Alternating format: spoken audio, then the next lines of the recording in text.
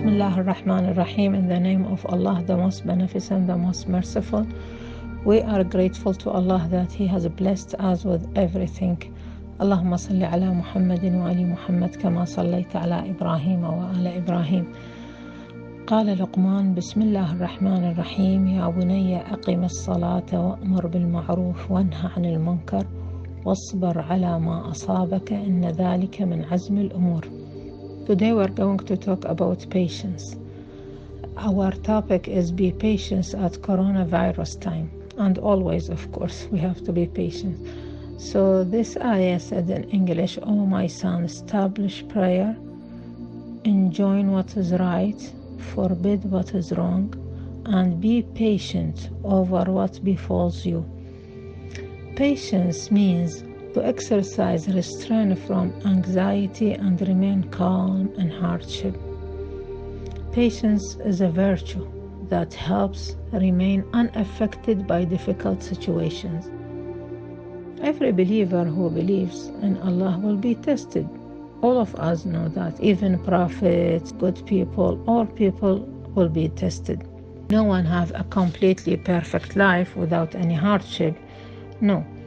But Allah subhanahu wa ta'ala does not burden a soul greater than it can bear. So whenever He afflicts us with some difficulty, He gives us a hope too.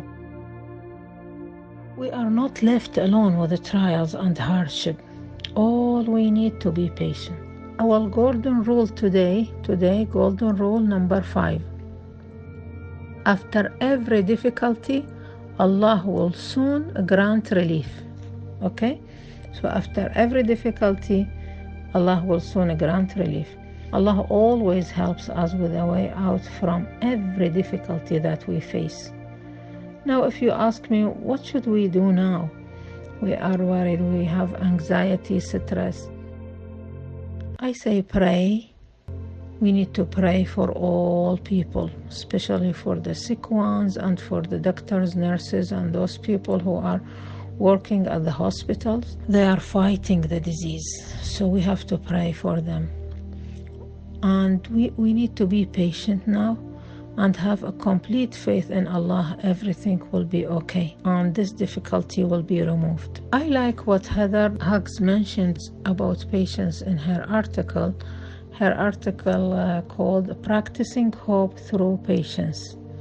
She said the only way to end suffering is to go through it with God. The only way to end suffering is to go through it with God, because there is no way around. And she also mentioned that we cannot control or eliminate everything that causes suffering, but it is essential to remember that we are in control of how we respond to it. So we can't control it, any difficulties, any suffering. We can't control it. Now we can't control maybe this virus, but the way we can control of how we respond to it, as we talk about feeling and thinking. Today, I want to talk about Prophet Joseph and Nabi Yusuf alayhi salam. The story of Prophet Joseph is an example of patience in the face of hardship. Throughout his life, Joseph faced the trials and the troubles with complete trust in God. There are 4 important stages in Prophet Joseph's life. I like to highlight them. First, the first incident, his brother's jealousy led to get rid of him by throwing him into a well. This is the first one. The second one, Prophet Joseph is sold as a slave. The third one, the third stage of his life, he was thrown into a prison for a crime he has not committed. So these 3 stages, we can consider them negative.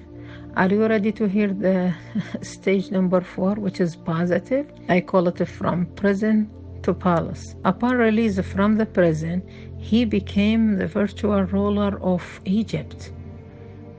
Okay, so today I want to focus on the 3rd stage of Prophet Joseph's life, the prison period. This period that he lived at prison. When he went through extremely difficult situation, he prayed to Allah and said, "Oh my Lord, prison is more to my liking than that to which they invite me to." So he asked Allah to be in a prison. Prophet Joseph believed living in a prison was preferable to living in the palace of Al-Aziz. Why? Because the environment is not clean, was full of lust and greed and seduction, different things. He believed the prison would be better. And God answered his supplication and rescued him. So his Lord answered his prayer and turned away from him their plot. 2 days ago, I talked to one of my sisters, my friends, and asked her about how everything is going with her. She said that, we are staying in our prisons now. In fact, I shocked. How can we consider our homes as prisons and not paradise? That's why I decided to talk about how Prophet Joseph turned the real prison into a very nice, calm place. In addition, he changed the people, the criminal people who lived there, into a good people. If you remember, I mentioned the golden rule number 1. I said that we can control our thinking and change them from negative into positive. I'm going to repeat golden rule number 1. Replace your thought, remove the negative and bring the positive. By controlling your thoughts, you relieve from stress, depression, and anxiety. So we can choose, either we can feel happy or sad. For example, my friend can change her idea from considering her house as a prison, which is negative, into imagining her home as a paradise, positive. Right? We can change. My question today is, do you know what did the Prophet Joseph do to turn prisoners into a very good, nice people? And the environment of prison into a calm, clean, and a pleasant place? Today I'm going to highlight these strategies, the strategies that Prophet Joseph followed in these changes. First, you can't believe, you can't imagine, very simple strategies. Every one of us, we can do them. First, he entered the prison with a smile. Can you believe one entered the prison with a smile?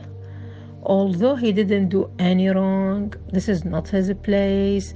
He is a prophet chosen by God to teach people the best way to live their religion. But they put him in a prison, and he entered the prison with a smile. He was not upset, he didn't blame anybody, he didn't backbite, didn't complain, but smile. His smile entered positive energy and happiness into the hearts of the people there. Maybe they didn't see anyone enter the prison with a smile. Smile is very important in Islam. Our Prophet Muhammad, peace be upon him, told us to smile. Prophet Muhammad was always cheerful and bright-faced. He always smiled on the face of his companions, to the extent one of them said, I have never seen anyone who smiles more than the Prophet Muhammad, peace be upon him. And we have one of his hadiths. Prophet Muhammad, peace be upon him, said, smiling in your brother's face is an act of charity. Can you believe? As if you are giving a charity when you smile, and in your brother's face means anyone, not brother. So, Dr. Ali Al-Halawani said, did you know that smiling has become a science and art, form required from the improvement of relationships both socially and economically? He said it is also necessary for diplomatic relations between individuals, communities, and countries. He also mentioned in his article, at the beginning of the 20th century, laughter was officially acknowledged as a science. It was called the psychology of laughter. Can you believe? It is really important. To smile is very important. William Shakespeare said, it is easier to get what you want with a smile than with the tip of the sword. With the tip of sword. So a smile, please. Why we don't smile? Pray to Allah, ask Him so He can change everything. Remember that you are in your own homes, live with your families. You have all stuff you need. So we have to appreciate all this and smile. So strategy number 1, that Prophet Joseph smiling. So we can smile always. Number 2, he greeted them as if he knows them. His greeting, look at the effect of his greeting. His greeting, let them feel they are respectful people. While all others, they didn't respect them, because they are prisoners, they consider them criminals, so they didn't respect them. He respected them all. So he gained their respect and love. When we respect other people, they respect us. So number 1, smile. Number 2, greeting and socialize with them. Number 3, he cleaned the prison and encouraged them to be clean. All of them helped in cleaning up. They lived there for years, but they didn't think one day to clean the prison. You know what? People always need role models to motivate and encourage them. Therefore, Allah subhanahu wa ta'ala chose Prophet Muhammad and his holy household to be our role models, to teach us the best way of living, to teach us religion. So if we are role models, we can motivate people, we can encourage them to do the best thing. So number 3, cleaning. Number 4, he planted flowers. Can you believe anyone planted flowers in the prison? And they helped him. They liked his ideas. From the first hour, he led them. And he changed their life from negative to positive. Can you imagine the place now is clean, full of flowers. Everyone also is smile and feel happy. He did simple things, but it made a great changes. After that, strategy number 5, he started teaching them the religion. Okay, this is step 5. Oneness of God. When they ask him a question, for example, they ask him about the dreams, he immediately reminds them that it is God who provides everything, as even his dream interpretation. This is from God, this knowledge. He told them that everything is from God.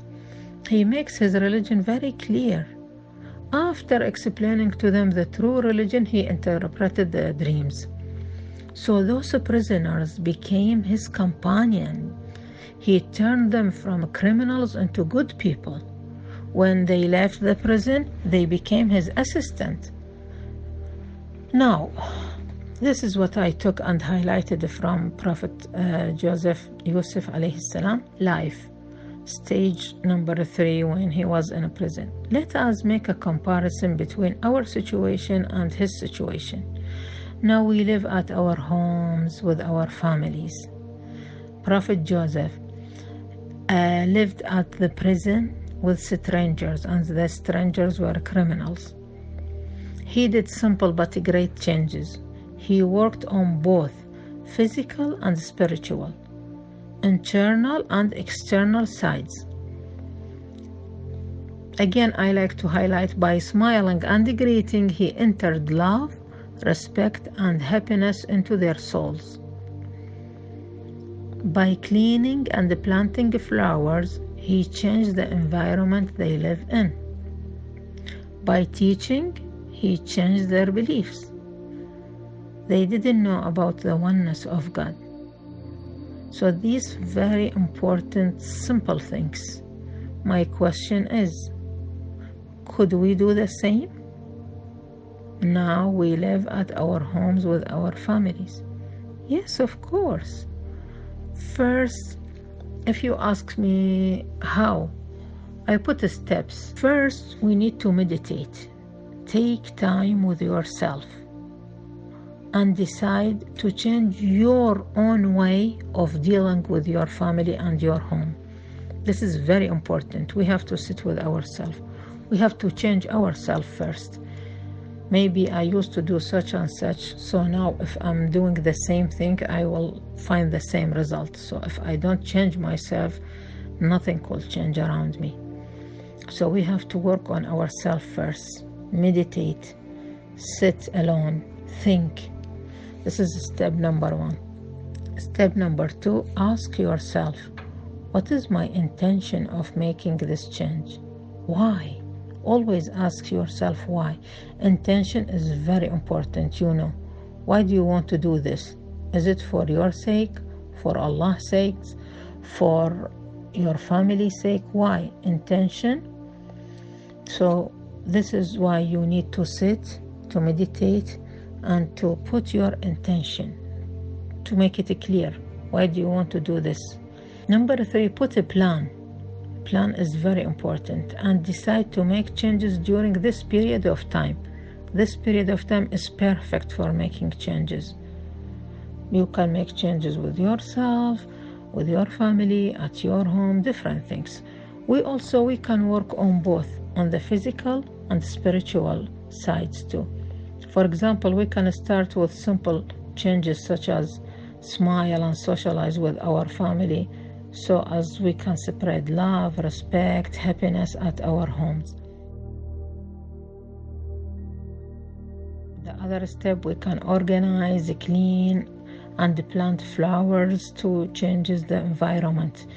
Maybe we need like organization or more cleaning, or plant more flowers, so we find another thing, beautiful thing at our home.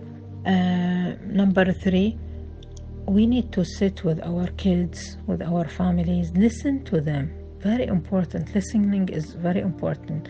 Sometimes we always speak, but we don't listen to them. Now we have time to listen to our families, to listen to our kids, talk to them, teach them, answer their questions, improve their skills, pray with them, teach them how to pray, and play with them. Why not? We can play together. If we do these steps, all of us will feel happy. And then you may discover that they have great skills that need your help, or they need improvement. So you can help, you put another plan.